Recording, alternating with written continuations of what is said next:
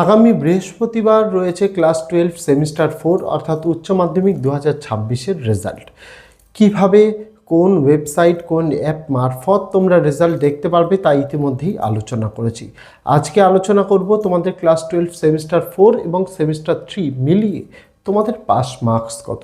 আজকে এই পাস মার্কসের ভিডিওটি তোমাদের জন্য এতটাই ইম্পর্টেন্ট হতে চলেছে যে তোমাদের যার যা ডাউটস এই পাস মার্কস নিয়ে আজ এই একটি ভিডিওর মাধ্যমে সম্পূর্ণটা দূর করার চেষ্টা করব। ছোট্ট ভিডিও হবে, বেশি বড় করব না, ছোট ভিডিওর মাধ্যমে সম্পূর্ণ তথ্য দেওয়ার চেষ্টা করব। তাই চেষ্টা করতে হবে তোমাদেরকেও যে ভিডিওটি সম্পূর্ণ দেখার জন্য। আগামী দিনে তোমাদের কলেজ অ্যাডমিশন পাশাপাশি রেজাল্টের যাবতীয় আপডেটস তোমরা পেয়ে যাবে আমাদের চ্যানেলের মারফত। তাই ইউটিউব থেকে দেখে থাকলে চ্যানেলটিকে সাবস্ক্রাইব করার অনুরোধ রইল, ফেসবুক থেকে দেখে থাকলে পেজটিকে ফলো করার অনুরোধ রইল। প্রথমে আসা যাক রেজাল্ট দেখার জন্য তোমাদের যে ওয়েবসাইট এবং অ্যাপ সেটা অনেক আগেই আমি বলে দিয়েছি। আজকে আলোচনা করব পাস মার্কস।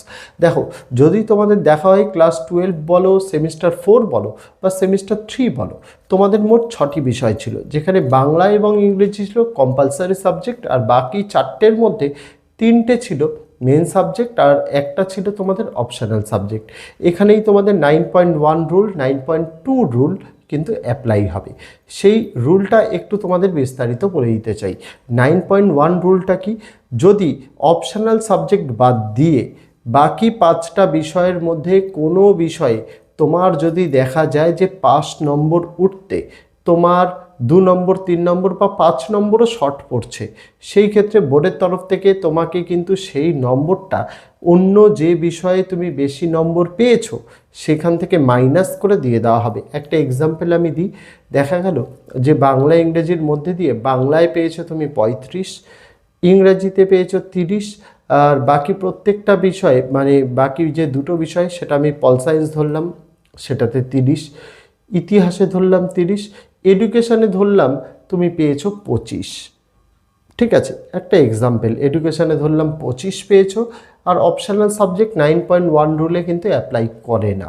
তো এখানে যদি দেখা যায় প্রথম 5টি বিষয়ের মধ্যে তুমি এডুকেশানে 25 পেয়েছো মানে ফেল করে গেছো। ফেল কেন?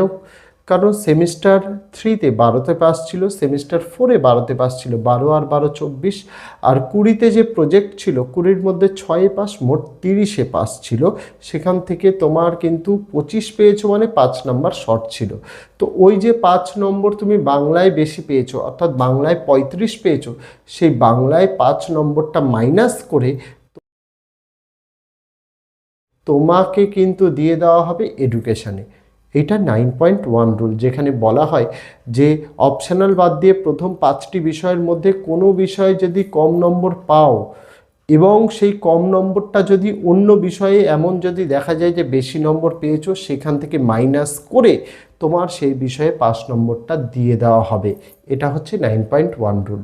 এরপরেই আসে 9.2 রুল। 9.2 রুলটা সরাসরি অপশনাল সাবজেক্টের সঙ্গে যুক্ত হয়ে যায়।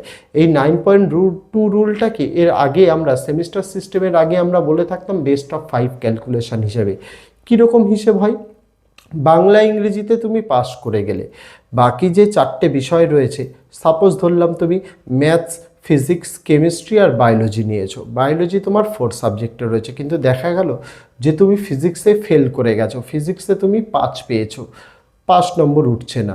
সেই ক্ষেত্রে যদি দেখা যায় যে বায়োলজিতে তুমি পাস করে গেছো, বায়োলজিটা সরাসরি তোমার মেন সাবজেক্টে চলে আসবে, আর ফিজিক্সটা তোমার সরাসরি অপশনাল সাবজেক্টে চলে আসবে, ডাইরেক্টলি ইন্টারচেঞ্জ হয়ে যাবে। এটা কিন্তু বোর্ডের নিয়ম অনুযায়ী 9 রুল। এটা 9.1 রুল আর 9.2 রুল। আগামী দিনে এই দুটো যে রুল 9.1 রুল, 9.2 রুল, আমি আগামীকালই তোমাদের জন্য গ্রেস মার্কসের উপরে একটা ভিডিও আনবো, সেখানে একটু ডিটেলসে তোমাদের জন্য আলোচনা করব, তাহলে বিষয়টা তোমাদের হয়তো আরও অনেকটা পরিষ্কার হবে। আপাতত আজকে আমার এই ভিডিওর টপিকটা কি? টপিকটা হচ্ছে পাস মার্কস। পাস মার্কস হচ্ছে তোমাদের 30%। ভালোভাবে বুঝতে হবে, পাস মার্কস 30% প্রত্যেকটা বিষয়ের জন্য। বাংলায় তোমাদের মোট 100তে পরীক্ষা, সেমিস্টার 3, সেমিস্টার 4 প্লাস প্রজেক্টের 20 মার্কস, মোট 100। সেমিস্টার 3-তে 40-এ হয়েছিল, সেমিস্টার 4-এ 40 আর প্রজেক্টে 20, মোট 130 পেতে হবে। এবার দেখা যায় যে সেমিস্টার 3-তে তুমি বাংলায় 27 পেয়ে গেছো আর সেমিস্টার 4-এ তুমি 5 পেয়েছো, তাহলে কত হলো? 32 হলো, তাহলে কি তুমি পাস হবে? না, হবে না। কারণ এখানে কিন্তু বোর্ড ক্লিয়ারলি বলে দিচ্ছে প্রত্যেকটা সেমিস্টারে তোমাকে পাস হতে হবে। ফার্স্ট মানে থার্ড সেমিস্টারেও তোমাকে 5 নম্বর তুলতে হবে, ফোর্থ সেমিস্টারেও 5 নম্বর তুলতে হবে। দুটো মিলিয়ে 5 নম্বর তুলতে পারলে তবেই সেই সাবজেক্টের নম্বর তোমার অ্যাড হবে। অর্থাৎ ফার্স্ট সেমিস্টারে যদি তুমি 15ও পেয়ে থাকো আর সেকেন্ড সেমিস্টারে যদি 12ও পেয়ে থাকো আর প্রজেক্টে তুমি ধরলাম 15 পেয়েছো, তাহলে মোট তুমি পেলে 42। এইভাবে অ্যাড হবে। এরকম নয় ফার্স্ট সেমিস্টারে 27 পেলে সেকেন্ড সেমিস্টারে 5 পেলে তার মানে তুমি বাংলায় ফেল করে গেছো, তোমাকে আগামী বছর আবার বাংলায় পরীক্ষা দিতে হবে। এই জিনিসটা কিন্তু বোর্ডের তরফ থেকে ক্লিয়ারলি অনেক আগে মেনশন করে দেওয়া হয়েছিল যে প্রত্যেকটা সেমিস্টারে ছাত্রছাত্রীদের মিনিমাম 30%, অর্থাৎ সেমিস্টার 3তে 40-এ পরীক্ষা মানে 12 তুলে পাস করতেই হবে। যদি পাস না করে তাহলে সেমিস্টার 4-এর সঙ্গে সাপ্লিমেন্টারি এক্সাম।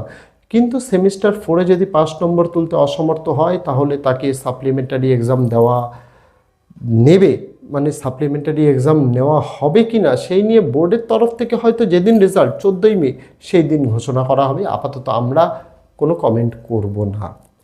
এখানেই বলে দেওয়া ভালো যে প্রত্যেকটা সেমিস্টারে তোমাদের 5 নম্বর কিন্তু তোলা আবশ্যক। সেমিস্টার 4-এ যে যে বিষয় 40-এ পরীক্ষা হয়েছে 12 নম্বর তুলতেই হবে।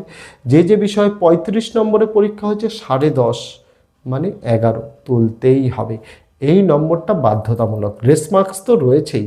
গ্রেস মার্কস আমি এই ভিডিওতে আলোচনা করব না। গ্রেস মার্কস আমি আগামীকাল একটা ডেডিকেটেড ভিডিও আনবো, সেই ভিডিওতে আলোচনা করব। পাস মার্কসের কথা যেটা আমি বললাম যে যে যে বিষয়ে 40-এ পরীক্ষা হয়েছে তাতে 12 তুলতেই হবে 30%। যে যে বিষয় তোমার 35-এ পরীক্ষা হচ্ছে 10.5, 10.5 মানে 11, 10.5 যদি তুমি পেয়েও থাকো সেটাকে 11 করে দেওয়া হবে, মানে 11তে পাস। আর প্রজেক্ট যে যে বিষয়ে 40-এ পরীক্ষা হয়েছে তার মধ্যে 20-তে প্রজেক্ট ছিল, 20-তে 6 পেতেই হবে। কেউ যদি প্রজেক্ট জমা না দিয়ে থাকে তাহলে সেই বিষয়ে সে সরাসরি ফেল, কারণ প্রজেক্টেও 5 নম্বর আলাদাভাবে তুলতে হয়। কেউ যদি প্রজেক্ট না জমা দিয়ে থাকে, অ্যাবসেন্ট হয়ে থাকে, তাহলে সরাসরি সেই বিষয়ে ফেল, কেউ তাদেরকে গ্রেসও দিতে পারবে না। আর যে বিষয়গুলোতে 35-এ পরীক্ষা হচ্ছে যেমন ভূগোল, ফিজিক্স, কেমিস্ট্রি, বায়োলজি, এই বিষয়গুলোতে 30-এ প্র্যাকটিক্যাল হয়েছিল। 30-এ প্র্যাকটিক্যাল মানে কত? 30-এর 30% মানে 9.5 মানে 10 তাকে তুলতেই হবে, যেটা খুব ইজিলি স্কুল থেকে দিয়ে দেয়। প্রজেক্ট প্র্যাকটিক্যাল যারা জমা করেছে, যারা ক্লাস করেছে, তাদের এই প্রজেক্ট প্র্যাকটিক্যাল নিয়ে ভাবার দরকার নেই। এটা ভাবতে হবে পাস মার্কস 30% সেটা পেতেই হবে। সেমিস্টার 3তেই বলো, সেমিস্টার 3 এর রেজাল্ট অনেক আগেই বেরিয়ে গেছে, সেমিস্টার 4-এও কিন্তু একই নিয়ম, পেতেই হবে। তা না হলে তাকে কিন্তু যদি বোর্ড সাপ্লিমেন্টারি এক্সামের ব্যবস্থা করে তাহলে সাপ্লিমেন্টারি দিতে হবে, তা না হলে আগামী বছর আবার পরীক্ষা দিতে হবে। এই ছিল পাস মার্কসের ফান্ডাটা, যেটা তোমাদের আমি বলে দিলাম। আশা রাখবো পাস মার্কস নিয়ে কারোর কোনো ডাউটস থাকবে না, তবে গ্রেস মার্কস নিয়ে সন্দেহ থাকতে পারে। আর 9.1 রুল, 9.2 রুল নিয়ে অসুবিধা থাকতে পারে, সেটা আগামী দিন তোমাদের সাথে আলোচনা করব। তাই অবশ্যই চ্যানেলের সঙ্গে যুক্ত থাকার অনুরোধ রইল। আজকে ভিডিওতে এটুকুই ছিল ছাত্রছাত্রীরা। দেখা হচ্ছে তোমাদের সঙ্গে আগামী দিন অন্য কোনো বিষয়ে, অন্য কোনো ভিডিও নিয়ে। ততদিন সকলে ভালো থেকো, সুস্থ থেকো।